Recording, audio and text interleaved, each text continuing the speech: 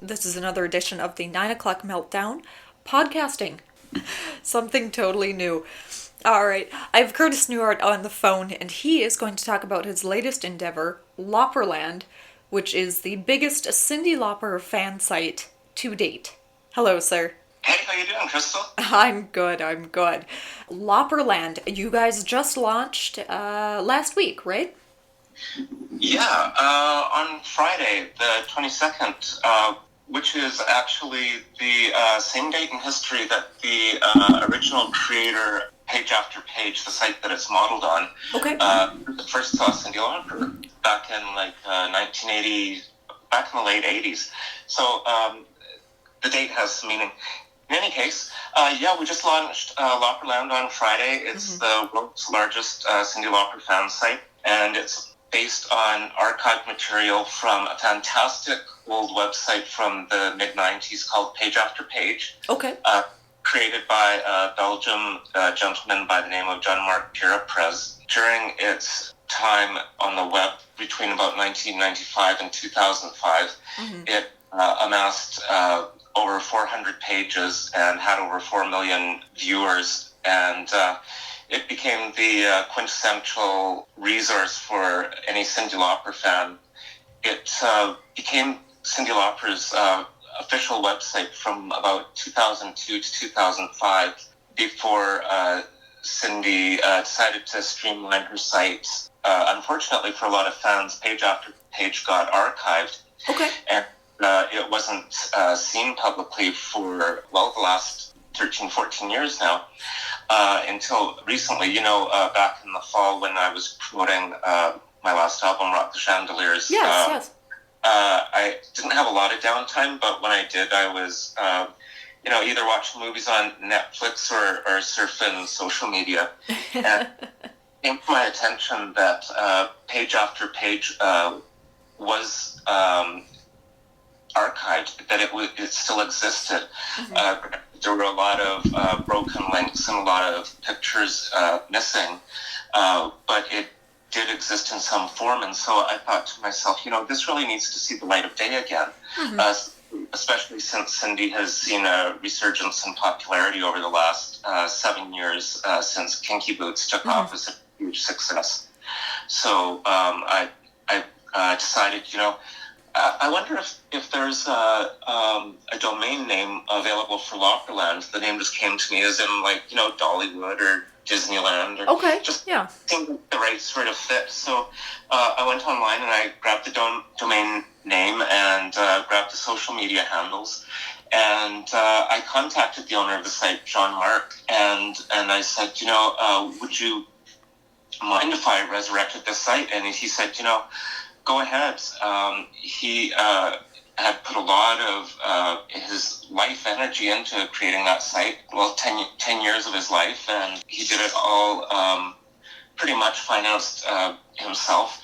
Okay. And he was, of course, very happy that I was willing to take over his baby and to breathe some new life into it. And so here we are. Wonderful. That's awesome, Curtis. Yeah, you've been doing a lot of things this year. I know last we had spoken a few months back. You had just released your new album, had a couple music videos in store, and now you've got Lauperland. How many pans do you have in that fryer? I do like to stay busy. In addition to Rock the Chandeliers, which is at the stage of the game being licensed for television use, so it's in the libraries of several major television networks. Keep an eye out. You may see a song or two from Rock the Chandeliers pop up on your TV screen in the near future. Yeah. Besides that, working on Lauperland, we've got a staff, a crew, a volunteer crew of about 10 people, very talented people, that are working on the site on a daily basis. And on top of that, Robert, my husband, here in the mountains of Montana, we're setting our beautiful little home here, and we're moving to the state of New York. Okay. We've got our eyes on the town of Jamestown, which is the birthplace of one of his distant cousins, Lucille Ball. And It's a really cool place. We wanted to be in New York so I could be closer to New York City for my music, of course. But as you know, the closer you get to New York, the smaller the houses get. And so we found a really cool place, Jamestown, that he, of course, knew about, being a big Lucy fan.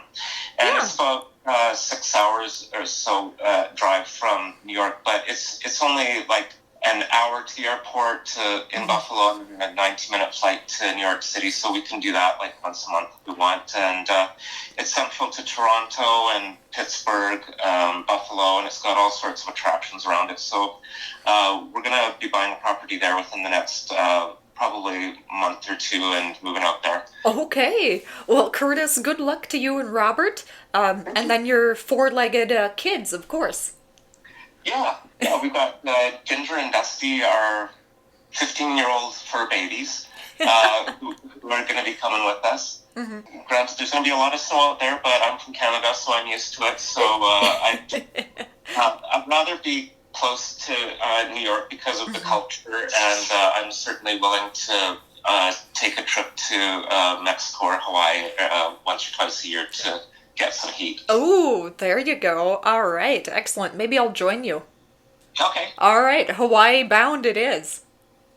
And now, Curtis, to get back to Lauperland, now I've actually spoken to some people that run fan sites before that ended up becoming the actual site for the actual band. I'm speaking of my interview that I did with AFI HQ. And now, AFI HQ, it was run by two gents. Brophy, I'm giving a shout out to you, Dan Brophy from across the pond in England. Thank you so much. He just adores AFI, even more so than I do. And he just started a fan site that kind of archived what AFI had done, had songs that they, had recorded but didn't get produced for one way or another, videos, interviews, all that jazz. And then eventually the AFI HQ became so popular that it just became AFI's permanent domain and their actual website now, that is still controlled by Dan and the other great crew that he works with as well. Is that kind of what you're aiming with for Lauperland? I know you had said that in the past she used the original domain as her website and then kind of went on to streamline it in a different way. Are you hoping that that'll kind of resurge itself and Cindi will use Lauperland as her website?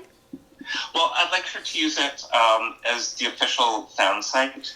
I understand why she went to a more streamlined approach because she's got such a diverse career. And speaking about pokers in the fire, she's got her hand in everything. I would be really happy if this became her official fan site.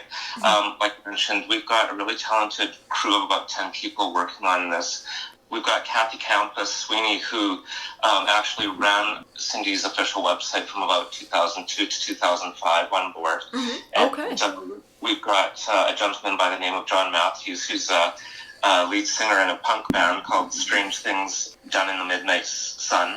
An author, R.J. Sullivan, who got his latest book endorsed by Cindi. He's on the team as well. His book is Darkness with a Chance of Whimsy. Love that name. But Lily Ferry, also known as Lily Monster Meat, this wonderful fairy from Canada, who is a model. And so anyhow, we've got this eclectic group of people working on the site. And we've got an enormous amount of content. So we're bringing back all this stuff from the vaults, and we're giving it a new twist, and of course giving it the benefit of all the new technology that's available since 2005. We've got a huge menu, so it really is the essential fan site. The menu includes things like all her charts, complete history of her concerts. There's hundreds, she's thousands of concerts, as you can imagine, and all the dates are pretty much exhaustive here on the site. We're going to have a feature called Cindy's Schedule, where people can check what we're going to do as her online day timer to see where she's appearing, where she's performing. Okay. It's going to have, it does have her complete discography. It's got a lot of information about Kinky Boots, of course, her smash Broadway hit, which she won a Tony for. It's got information about her memoir, which was on the New York Times bestseller list.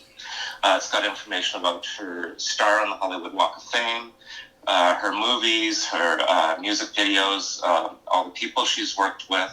It's got periodicals, all the books that were written about her back in the 80s. It's even got a feature on rock and wrestling, of course, which herself and Dave Wolf and Captain Lou Albano from the WWF started back in 1983-84. Wow. Cindi has done a lot. And you've done a lot to put this all together. Busy. That's excellent, Curtis. That's wonderful. I know a lot goes into running a fan site and then making sure everything is kosher. Was that really hard for you to do? Kind of get this ball rolling? I mean, now it sounds like a giant snowball that's just rolling on its own. But was it really hard? I know you said you had reached out to the original Dominion owner and he let you kind of take over his website that he had kind of let fall to the wayside. Was it hard to get in touch with, dare I say, Cindi's people to make sure that everything was running? And then how did you get a hold of all these people that want to make this website happen? Firstly, what happened with the site back in 2002 was after being this world's largest Cindi fan site for 7 years, he owned CindiLauper.com, and Cindi didn't have the domain. I don't know if she even had if she even had a website going, but her people approached John Mark, and he had already had permission from Sony to do the fan site, and anyhow, he had a relationship, a business relationship with Lisa Barberis, her Cindi's manager, and ultimately Cindi, and gave it the blessing and took it over as the official website. And then, as I mentioned, in about 2005, they archived the site in favor of a more streamlined, simple approach. John Mark has handed the site over to me with his full blessing. So Lisa's people, Lisa Barberis and her team at So What Management in New York City are aware of the site, and Cindi herself knows about the site. I'm just waiting to hear her feedback on it. A lot of people who are closely related to Cindi's everyday business life who know about the site and who are participating. We've got a feature this month on her hairstylist. Who wouldn't want to be Cindi Lauper's hairstylist? Oh, I know. She's got fabulous hairstyles. Right?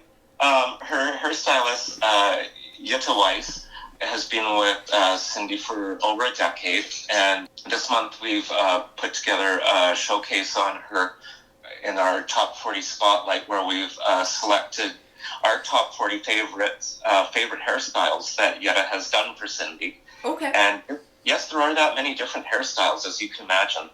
And so we put those together in a showcase, and we've got some pictures from Jutta's personal collection of her with Cindi behind the scenes.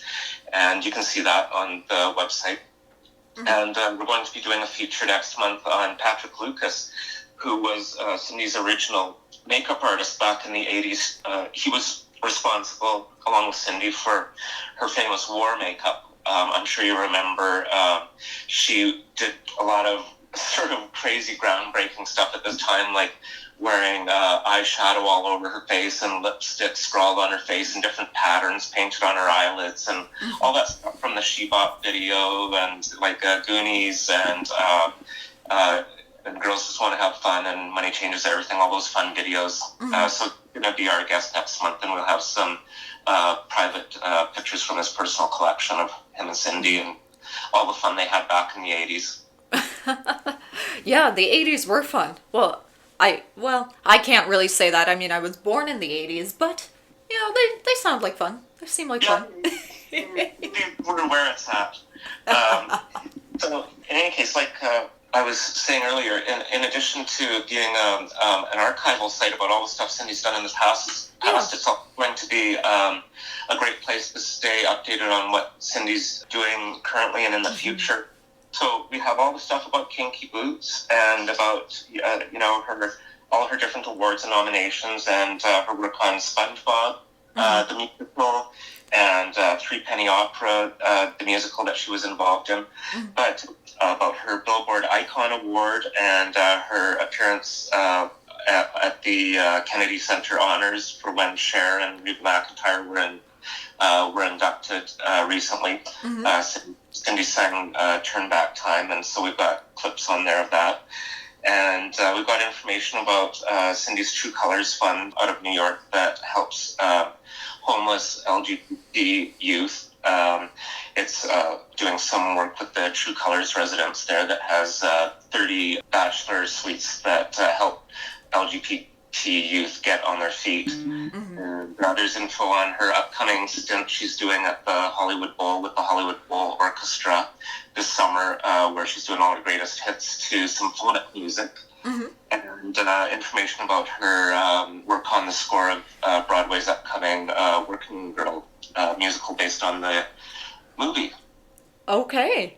Oh, wow. Curtis, sounds like you've put in a ton of work to this.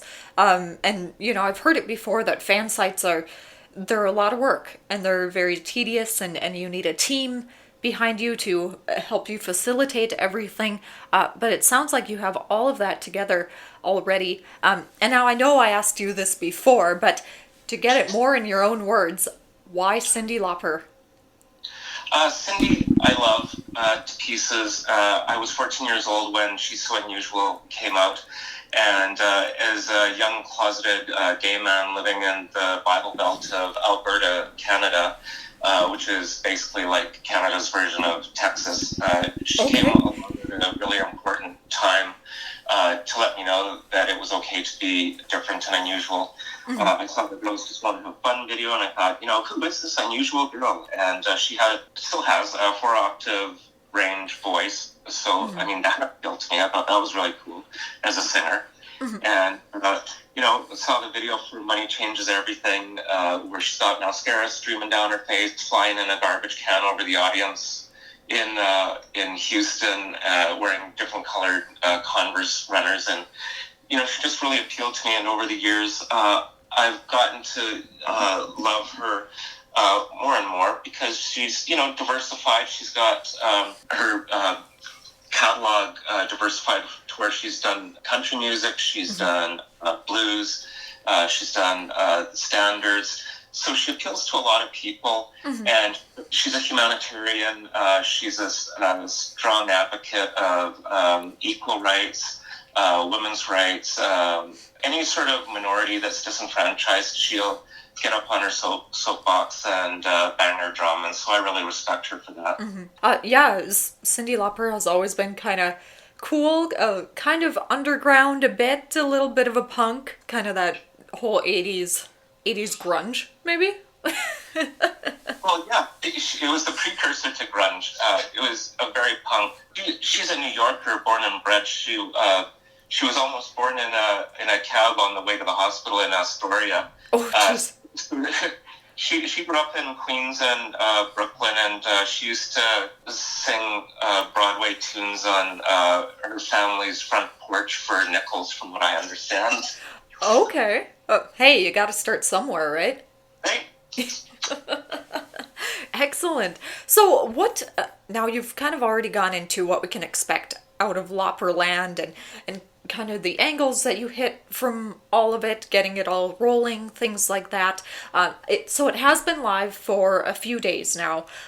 What kind of responses are you getting from people? Is it positive? Is there not enough feedback yet to really define where it's going? Are you guys the only fan site out there? Oh, there's a lot of fan sites in different countries all over the world. Like I mentioned, though, this really is the largest one simply because of the volume of information that we have in the archives. And we've had a wonderful response from people. My phone won't stop pinging with all the new members as they sign up. And we've had a great response from all different age groups, from all different demographics. But mostly the people who are coming back are the Generation Xers who want to do walk down memory lane. And it's exciting because as we roll stuff out from the vaults, as I like to call them, people get to see their name from these old documents, like the guest book. And let's see, there's fan reviews, wonderful concert fan reviews dating back to the 80s, like to 1980 when she was in Blue Angel. And there's all sorts of fan reviews, which I really love because they go into such detail. And remember, this was at a time when there was no internet. In 95, when Page After Page launched, these people went online and they recollected their concert experiences to share with other people. And some of these go on for paragraphs. I mean, these are short stories basically talking about all the details of the concerts. So it's a lot of fun to reminisce, and it includes information about our tours from, She's So Unusual and True Colors, A Night to Remember, Hat Full of Stars, all those wonderful albums that fans still love and listen to on a daily basis. So if somebody's interested in hitting up Lauperland, what is the handle on that one? Is it www.lauperland.com or something else? That it is. It's, lauperland.com, and we're on all the social media sites. We have a page on Facebook and Instagram and Twitter.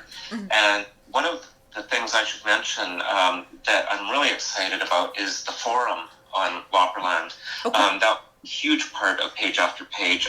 It really became a fun community where literally thousands of people from around the world were getting together and talking about all the different facets of Cindi's career. And with the advent of things like Google Translate, it's going to be easy for people to communicate, obviously, in different languages. And so I'm really looking forward to watching the forum grow. Yeah, sounds like it'll grow and expand across the world here. That's wonderful.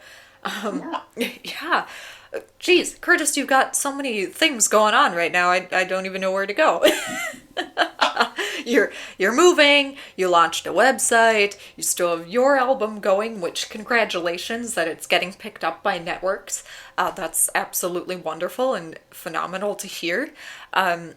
Now, before you actually launched Lauperland, I know you guys had quite a bit of hype going on. I follow you on Facebook. We're friends there. And two things I kind of wanted to hit. One, you have this absolutely gorgeous caricature of Cindi. And I can't remember if it was going to be the cover art for the webpage or if it was just some art someone had done. Was that really hard for you to reach out and find a fan that would do that? Or did that just kind of come naturally when you announced that you were re-releasing her fan site? First of all, isn't that gorgeous artwork? It really is. Oh my goodness, it's phenomenal. When I was younger, I talked to you at length before about my involvement in the arts. But, when I was younger, in addition to music, I was interested in drawing. I did a lot of cartoons, and I wound up studying art all 12 years of public school. But this really appealed to me when I saw this caricature. I saw it one day on the internet, on Facebook, I believe, and I contacted the artist. He's actually a renowned artist from Australia by the name of Brett Willits, who is part of Tunarama. He does these fabulous caricatures of movie stars, singers, sports figures, and he meets them and gets his picture taken holding the artwork, and he has these fantastic art displays and exhibitions. And so I contacted him and I licensed the full body artwork caricature of Cindi and what he calls the tune head. There's the tune head and the full body tune. And so okay. I licensed those images from him to use exclusively for my site. In North America, I have the exclusive rights. And even though this is a worldwide venture, certain that it's our logo, like it's already branded as our logo. Oh, So okay. Mm-hmm. it is the face of Lauperland, and I anticipate it will be for years to come. And I'm looking forward to working with him in the future and getting some different artwork done for the site. But it really is fantastic artwork, isn't it? Mm-hmm. Yes, it's really colorful and lush, and yeah, you don't really see it like that anymore. I mean, when I think of caricatures, I think of, going to the fair and having somebody just do, a quick pencil sketch. Not a whole lot of color or anything like that. But yeah, I can tell that he definitely took his time with this one, and like every little bit of it pops. So I can't share visual with you all right now, but you should definitely hit up Lauperland and see what we're talking about. Well, and for that matter, I think he's done such a broad array. He's probably done everyone's favorite singer or actor. If you want to check Goonorama, Google it, and he's just got just this vast collection of artwork that he's done. And like you were saying, it's a lot more complex than the line drawings that you get at the fair. It's done on a computer. It looks like it's done with airbrush, and but anyhow, yeah, check them out. Another thing I wanted to mention, one of the features that we've got up on the site before we forget, is a wonderful write-up by a lady by the name of Robin Christensen, who is wrestling fans out there. She's the only child of wrestling legend Andre the Giant. And we became friends not too long ago on social media. And I asked her, when I was putting Lauperland together, if she wouldn't mind being our page editor for Rock and Wrestling. And luckily she said yes. And so for our launch date, she's done a write-up on Goonies, the video, you remember, which... Yes. The fantastic show that everyone knows and loves, the old movie from the 80s, The Goonies. And I don't know if you remember, but The Goonies was the very first two-part video on MTV. And it was directed by Richard Donner, and it was done in conjunction with Steven Spielberg.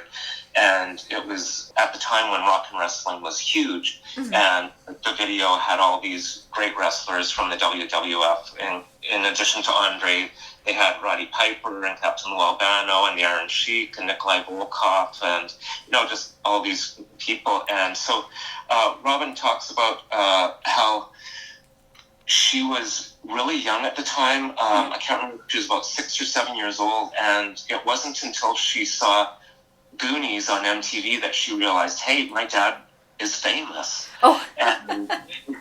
And so she talks about that on the Rock and Wrestling page. So, do check that out. It's a really insightful, neat little piece. Everyone, go check out Lauperland right now.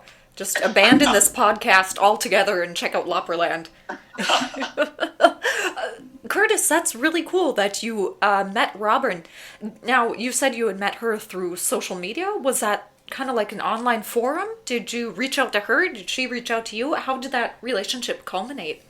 Well, I just sort of stumbled across her profile when I was on Instagram one day, and I noticed that she was doing a fundraiser for her friend Heather, who they're doing a GoFundMe for.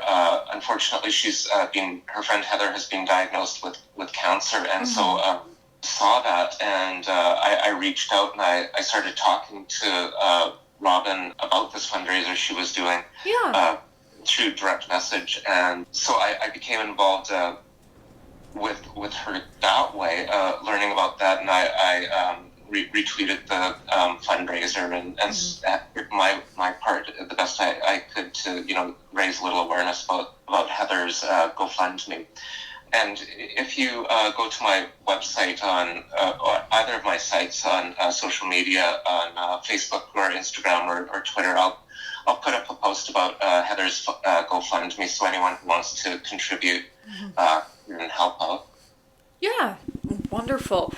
Curtis, you're so sweet and kind. That's excellent. Yeah, social media definitely seems to be the way things are going. It's a great connector for people that aren't, in the immediate vicinity. I mean, that's how you and I connected, and we're friends. Yeah, that's great that you and Robin could connect as well, and that's awesome that she's part of your Lauperland. Yeah, I think so. And I mean, for people who poo-poo social media, I totally disagree because knowledge is power, and it really is a global community. And like I mentioned earlier, with things like Google Translate, it's becoming easier and easier for people of different backgrounds and culture, languages to meet online and share ideas and participate in one another's daily life. And as a matter of fact, I can't think of a better example than the fact that I'm currently married to someone who I met on Facebook. Oh, oh, what? That's how you and Robert met? Yeah, Robert and I met about 5 years ago on Facebook. He'd actually been following my page on MySpace, if you can believe that, from eons ago. Yeah, And yeah. he struck up a conversation with me just out of the blue one day. He direct messaged me on Facebook back in, I don't know, 2013 or 14. 2014, he says, reminding me from across the table. And we struck up a really cool friendship, and we basically talked every day for hours before we met. We talked online for probably, a year before we met in person, and so we fell in love with each other before we even met. That's amazing. I know so many people that kind of poo-poo that way of meeting people, but that's almost kind of the way it's going these days, that you meet someone online first before actually meeting them in person. Well, I think there is really something to online relationships, and I'll tell you why. It's because it takes the sexual, physical factor out of the equation. Okay. So when you get to know someone online, you really get to know what's in their heart and what's in their mind. And, if you can develop a relationship that way even before the issue of sex even is broached, I think it's just a really strong basis to a relationship. I can see that. But if you're like me and you're a little old school, I just start off with a coffee date and we'll go from there. Well, yeah, there's that too. Thanks, Starbucks. And here's the shout Well, Curtis, I won't keep you from your date any longer here. Thank you so much for joining me. We had a little bit of a rough start. The internet was not in our favor, but, huzzah for cell phones and great connections that way. Good luck with Lauperland and moving out to New York, and I'm just really excited for you. You've got a lot of great things going on, and I can't wait to see where they go. Well, thank you very much, and thank you for your support, Crystal, and I wish you the best of luck with your podcast. I'm sure it's going to be fantastic, and I'm sure I can refer some exciting guests your way. Excellent. And, you mentioned that we had a rough start of it. For those of you listening, Crystal and I, this is our second shot at this interview because our connection really was not that good because of weather, I'm sure. Yes. I can't remember if I gave my shout outs to my buddies working on the site with me in this interview or in the last one. So before I go, I just want to say, for those of you who are into fiction, one of the people working on the site, R.J. Sullivan, he's got a book out now called Darkness with a Chance of Whimsy. That was endorsed by Cindi Lauper. She's got this great picture of her holding the book and everything. And also this band, the guy who's doing our charts page, his name is John Matthews, and he's the lead singer of the punk band Strange Things Done in the Midnight Sun. It's my new favorite band. So, if you want to check out some new music, go on to SoundCloud and check them out. Mm-hmm. All right. Excellent. I'll have to do that right after this. And then, of course, right after going to Lauperland. Yay. All right. Wonderful, Curtis. Thank you so much again for joining me and putting up with the kind of second go around. I felt so bad that it just wasn't working. The connection just wasn't there. But, we're in the middle of a giant windstorm here, so... Hey, no problem. I love talking with you. All right. Excellent, Curtis. Well, have a great day and good luck with moving to New York. Thank you.